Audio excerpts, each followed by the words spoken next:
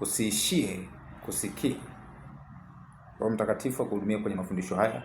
Mafundisho haya kafanyike msaada kwako katika jina la Yesu. Amen. Usiishie kusikia. Watu wengi ambao wanaishia kusikia. Na ndio maana pamoja na kuwa injili inahubiriwa, mikutano ya injili inafanyika kila siku kuna mikutano ya injili inafanyika, lakini kuna kundi la watu wengi sana ambao wanaishia kusikia.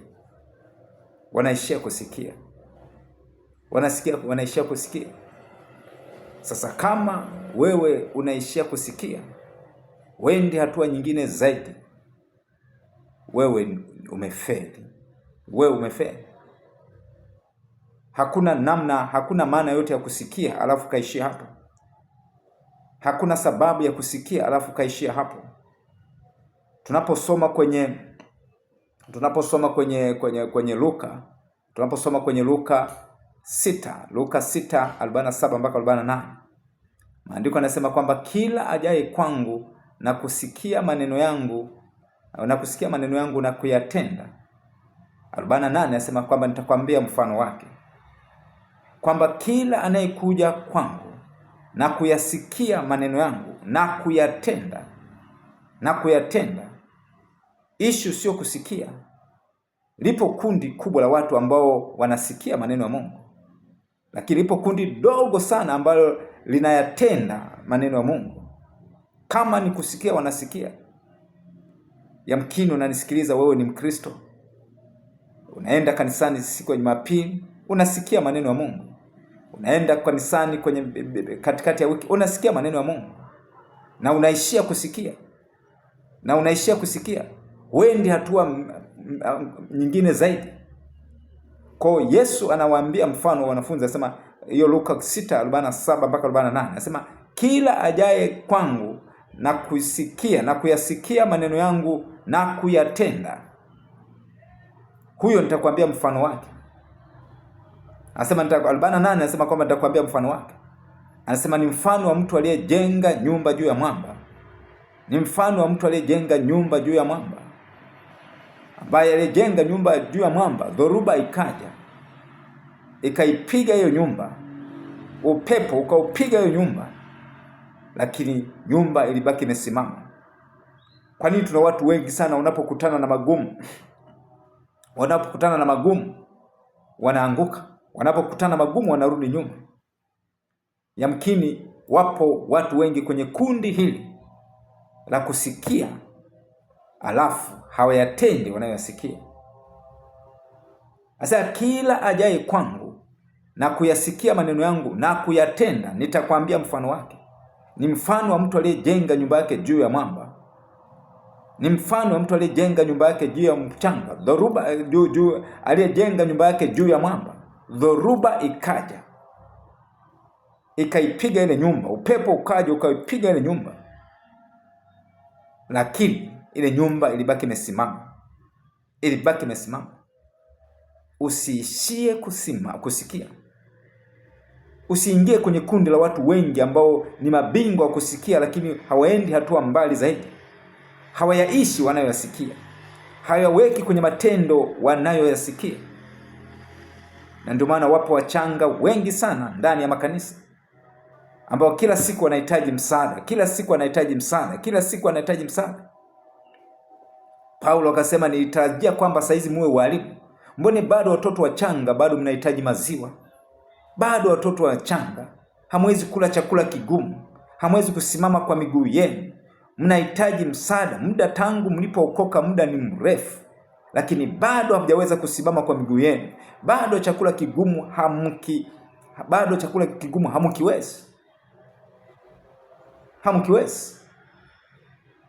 Kwa nini kundi kubwa la watu wengi bado wanahitaji msaada? Kwa sababu wanaishia kusikia.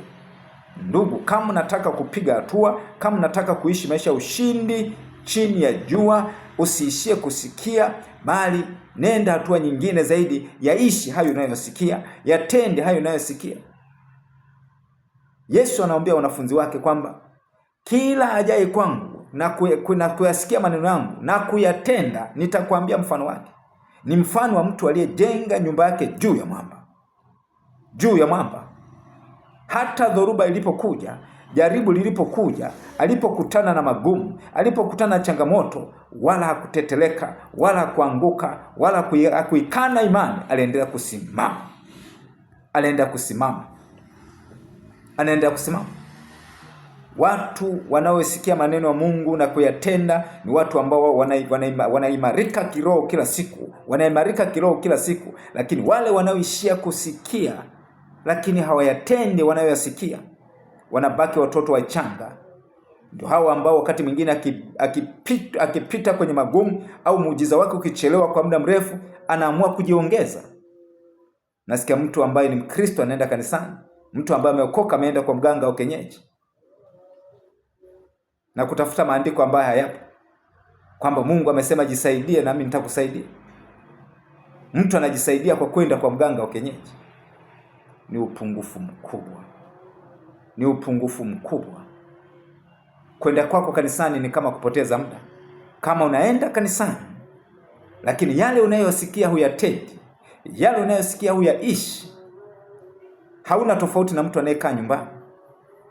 Hauna tofauti na mtu aliyekaa nyumbani. Umeenda kanisani kufanya nini?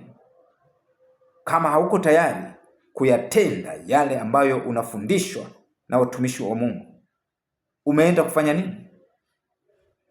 Wako watu wengi ambao ni kama vile wanaenda kuzurura kanisani, kama vile wanaenda kutalii kanisani. Walisha make up their mind kwamba yale wanayosikia hawezi kuyatenda, hawezi kuyaweka kwenye matendo. Na ndio maana wanapokutana na dhoruba, wanapokutana na majaribu, anguko lao linakuwa ni kubwa, kwa sababu hawakui. Wako dhaifu kiroho. Hawezi kustahimili changamoto, hawezi kustahimili magumu, kwa sababu msingi wa maisha yao uko juu. Msingi wa imani yao uko juu.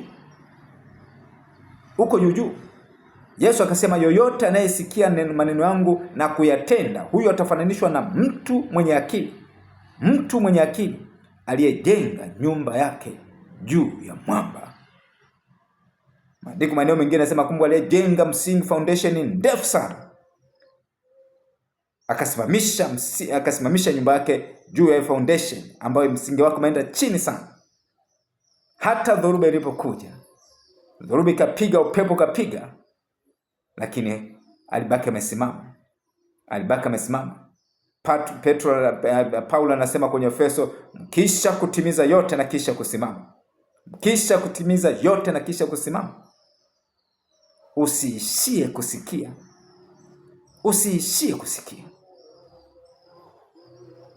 Ukiishia kusikia ni kwa hasara yako mwenyewe. Yesu anataka usikie na kutenda. Mungu anataka usikie na kutenda. Kila ajaye kwangu na kuyasikia maneno yangu na kuyatenda, atafananishwa, mtakupa mfano wake. Ni mfano wa mtu aliyejenga nyumba yake juu ya mwamba, juu ya msingi ulio imara. Dhoruba ikaja, jaribu likaja. Kumbuka maandiko yanasema kwamba majaribu ni kawaida ya wanadamu. Maadamu unakuwepo hapa duniani utajaribiwa tu, utapita kwenye jaribu tu. Na kitakachoamua nini ufanye, kitategemea kwamba umejenga maisha yako juu ya msingi wa namna gani. Kama umejenga nyumba yako juu ya mchanga, anguko lako litakuwa kubwa. Naamini wewe unanisikiliza una akili. Usiingie kwenye kundi la watu wengi ambao wanaishia kusikia neno la Mungu lakini hawalitendi neno la Mungu. Hawaliishi neno la Mungu. Kuna tabia hawako tayari kuacha. Kuna mambo hawako tayari kuacha. Wanaendelea kuishi kwa kufuata akili zao zisizofaa. Andiko anasema kwenye Warumi 1:28 kwamba kama walivyomkataa Mungu katika fahamu zao, aliwaacha wafuate akili zao zisizofaa, wayafanye yasiwapasa. Ni hasara kubwa kwenda kanisani wakati haupo tayari kuyaishi yale unayofundishwa, wakati haupo tayari kuyaweka kwenye matendo yale unayofundishwa, ni hasara kubwa. Hauna tofauti na mtu anayekaa nyumbani, hauna tofauti na mtu ambaye anakaa nyumbani. Wewe unaendeje kanisani katikati ya wiki? Unaendeje kanisani siku za Jumapili, lakini yale unayofundishwa, unayosikia hauyaweki kwenye matendo? Ni hasara kubwa. Na kwa nini upoteze muda wako? Yamkini ungekuwa na mambo mengine ya kipuzi ya kufanya kuliko kwenda kanisani alafu nasikia maneno ya Mungu alafu unaishia hapo. Usiishie kusikia. Yaishi unayosikia. Yaweke kwenye matendo unayosikia. Yaweke kwenye matendo unayosikia. Yaweke kwenye matendo unayosikia. Unapoyaweka kwenye matendo unayosikia, na ndivyo ambavyo unazidi kuimarika kiroho, na ndivyo ambavyo unazidi kuimarika kiroho, na ndivyo ambavyo misuli ya imani inaanza kujengeka ndani yako, na ndivyo ambavyo hata utakapokutana na jaribu, utakapokutana na magumu, utabaki umesimama, hautaikana imani, hautarudi nyuma, hautakuwa anguko lako, hautaanguka, utabaki umesimama. Utabaki umesimama. Utabaki umesimama. Usiishie kusikia. Usiishie kusikia. Usiishie kusikia. Na Roho Mtakatifu akusaidie kuyaishi unayosikia. Nasema kwamba Roho Mtakatifu akusaidie. Roho Mtakatifu akusaidie kuyaishi unayosikia. Kuyaishi unayosikia. Ili uingie kwenye kundi la watu wenye akili, waliojenga nyumba yake juu ya mwamba. Hata kudhoruba ilipokuja, upepo ulipokuja, walipopita kwenye magumu, walipopita kwenye changamoto, hawakunikana imani, walibaki wamesimama. Roho Mtakatifu akusaidie. Akusaidie. Mungu akubariki sana kwa kusikiza mafundisho haya. Kama umebarikiwa na mafundisho haya, basi washirikishe marafiki zako na wapenda. Lakini pia unaweza comment, unaweza like, na Mungu akubariki. Subscribe mafundisho haya.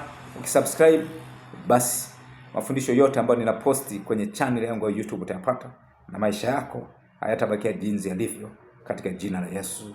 Amen.